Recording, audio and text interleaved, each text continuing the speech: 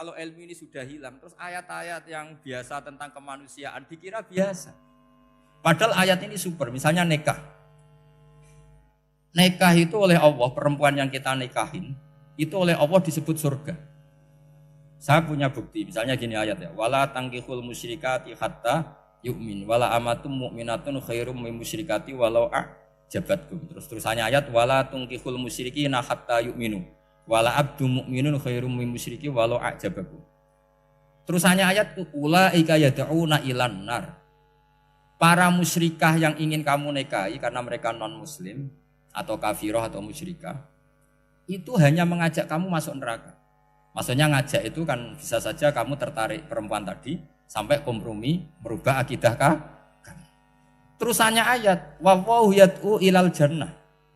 Harusnya dengan perbandingan kamu jangan menikahi musyrikah.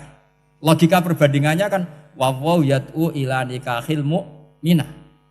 Saya ulang lagi, harusnya muqabalahnya kan wallahu yad'u ila nikahil mu'minah. Allah mengajak kamu supaya menikahi mu'minah. Tapi kata mukminah sama Allah diganti wallahu yad'u ilal jannah. Allah mengajak kamu masuk surga. Ila nikahil mu'minah. Artinya gini, setiap kamu hubungan intim sama istri kamu itu adalah menjadi kamu tidak zina. Jadi kalau kamu tidak zina, barokahnya istri kamu ini penopang kamu masuk surga. Makanya Rasulullah pernah ditanya, ibadah itu apa saja? Nabi secara ringan diantara jawabannya, wa fi buti ahadikum shadaqah. Sudah kamu ngumpul istri kamu itu ya ibadah. Terus kata sahabat-sahabat, ya Rasulullah ayati ahaduna syahwatahu wa walahu ajrun. Yang benar saja Rasulullah, masa urusan gitu dapat pahala. Nabi jawabannya ya enteng, alai salawaduha fi haramin aka'ana ali wisrun. Kalau dia salah yang dikeloni kan ya dosa. Berarti kalau ngeloni yang benar juga pahala. Berarti istri kamu itu jannah surga. Cuma jannah yang agak aneh karena rewel itu agak aneh. Jadi itu jannah yang agak aneh. Maka supaya jannah ini tidak aneh, kata Rasulullah itu cara bersuami istri itu, kata Rasulullah, halla jariyatan tula ibuka wa tula ibuka. Sebagian riwayat, halla jariyatan tudhahikuha wa tudhahikuka. Kamu cari perempuan yang gampang guyon, gampang rileks. Mula abah itu rileks, mudhahaka ya rileks. Saya berkali-kali cerita, saya ini termasuk orang yang nggak pernah diskusi penting sama istri saya. Karena takut tegang, biasanya kalau tegang itu yang suaminya kalah. Jadi saya itu nggak pernah diskusi penting. Saya kemarin mau ke Pasuruan ya, mau ke Peloso itu ditanya, mau kemana? Ya tidak tahu. Terus pulangnya kapan? Ya nggak tahu. Wong kok rohan. Ya saya senang saja. Nggak roh itu artinya kan bodoh. Orang bodoh itu nggak mukallaf, artinya nggak dosa kata saya. Jadi saya ngambil hikmahnya saja. Ditakoki kok jawabannya ora jelas. Ora jelas itu misteri. Memang dunia itu penuh misteri. Pokoknya tak itu. Pokoknya yang kira-kira itu jadi tidak penting. Rasulullah tuh kalau debat sama istrinya ya milih gitu, milih mula abba mudhahaka. Saya punya sekian cerita betapa Rasulullah tuh rileks ngadepin cemburu-cemburunan. Sayyidah Khadijah tentu orang yang super bagi Rasulullah.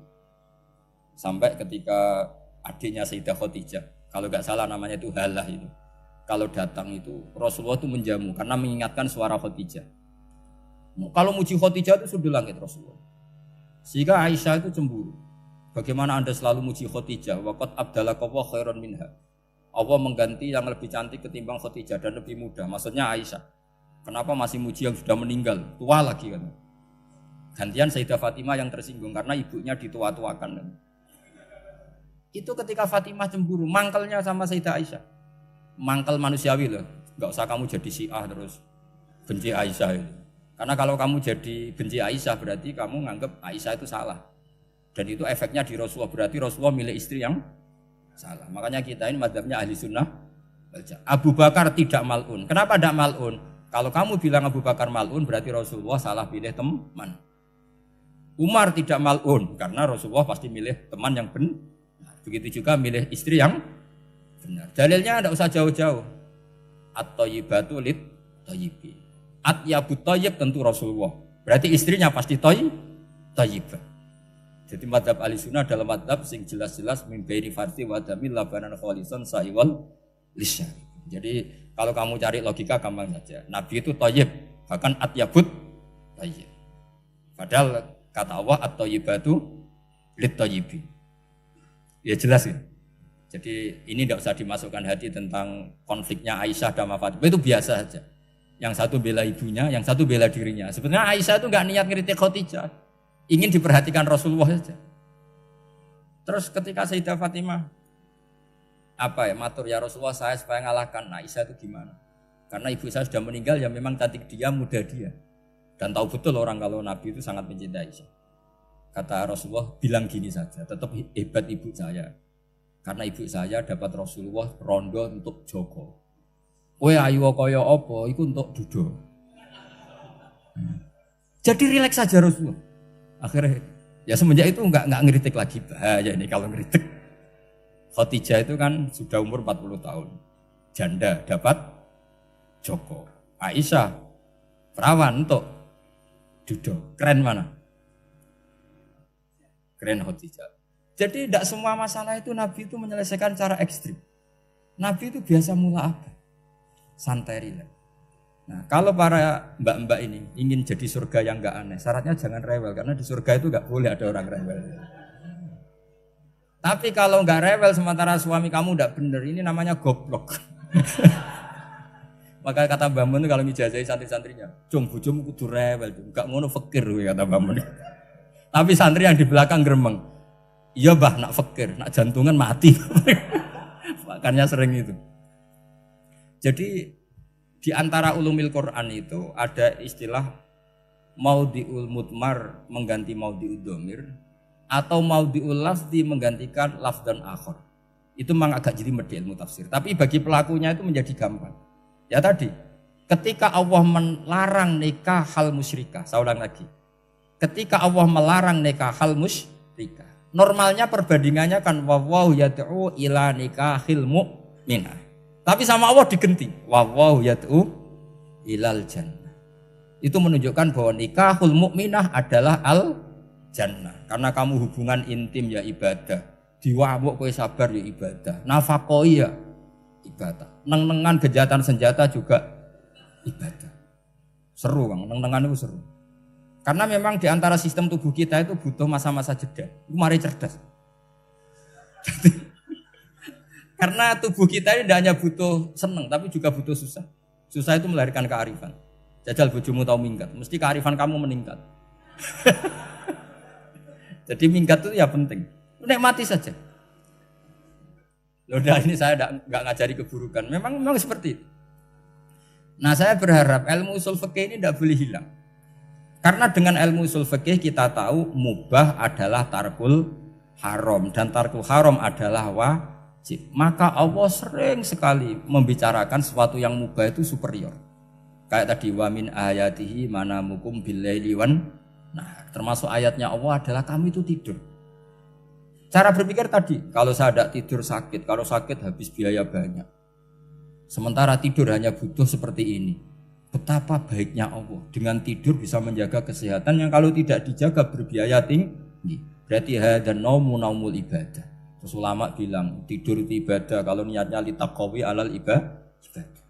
Tapi nak wae blojo turu lah itu sing masalah.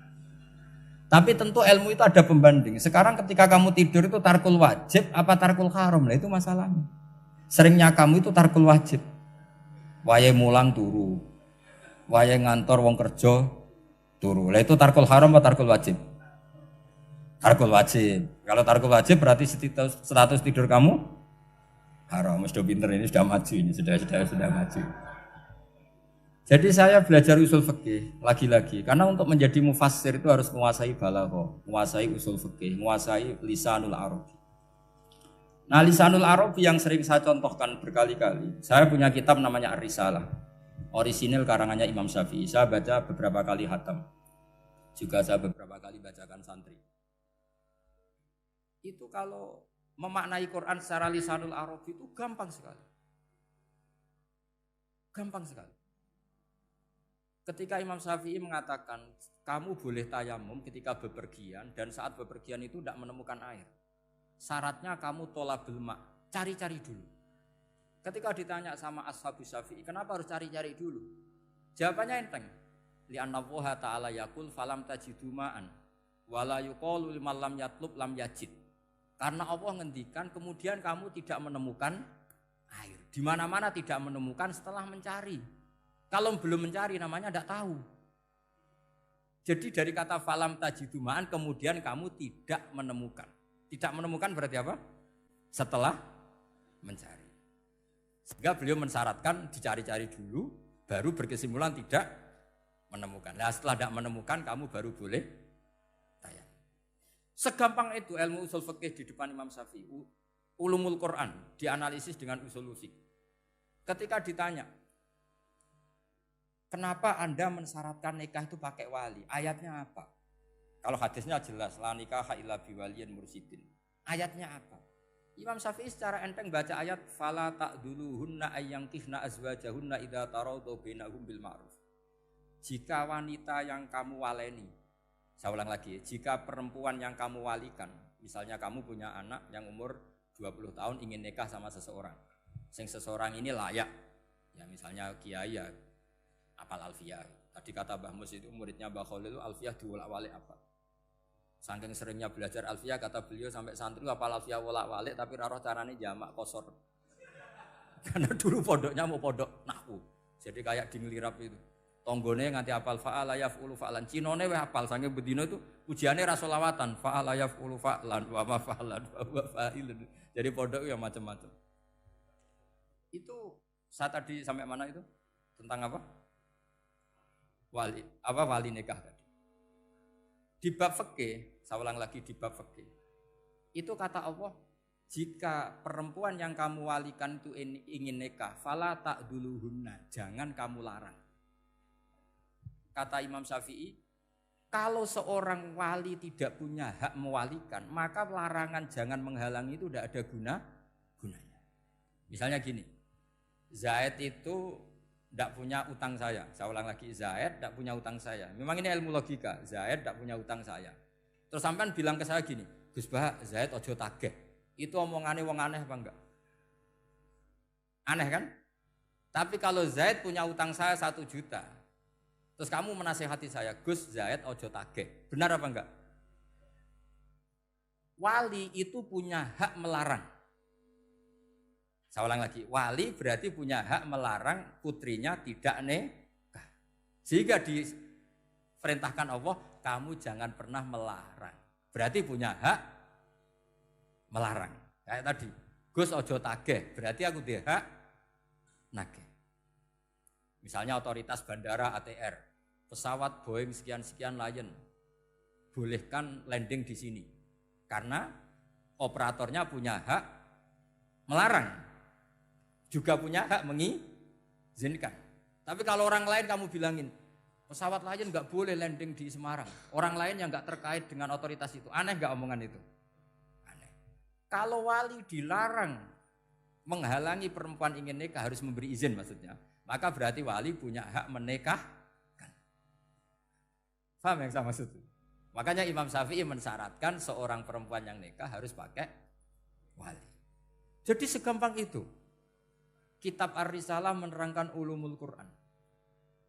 Dan dalam banyak hal ulama dulu itu, makanya saya tadi berjanji, karena Quran itu bisa kamu baca fase, kamu dengerin suara enak ya enak, kamu dengerin logika yang enak ya enak. Jangan sampai kamu udah dua-duanya. Suaranya sudah ada enak, logikanya enggak enak, itu kacau namanya. Subhanallahi wa bihamdihi adada khalqihi wa ridha nafsihi wa zinata arsyihi wa kalimatih. Subhanallahi wa bihamdihi adada khalqihi wa ridha nafsihi wa zinata arsyihi wa kalimatih. Subhanallahi wa bihamdihi adada khalqihi wa ridha nafsihi wa zinata arsyihi wa kalimatih. Subhanallahi wa bihamdihi adada khalqihi wa ridha nafsihi wa zinata arsyihi wa kalimatih. Subhanallahi wa bihamdihi adada khalqihi wa ridha nafsihi wa zinata arsyihi wa kalimatih. Subhanallahi wa bihamdihi adada khalqihi wa ridha nafsihi wa zinata arsyihi wa kalimatih. Subhanallahi wa bihamdihi adada khalqihi wa ridha nafsihi wa zinata arsyihi wa kalimatih.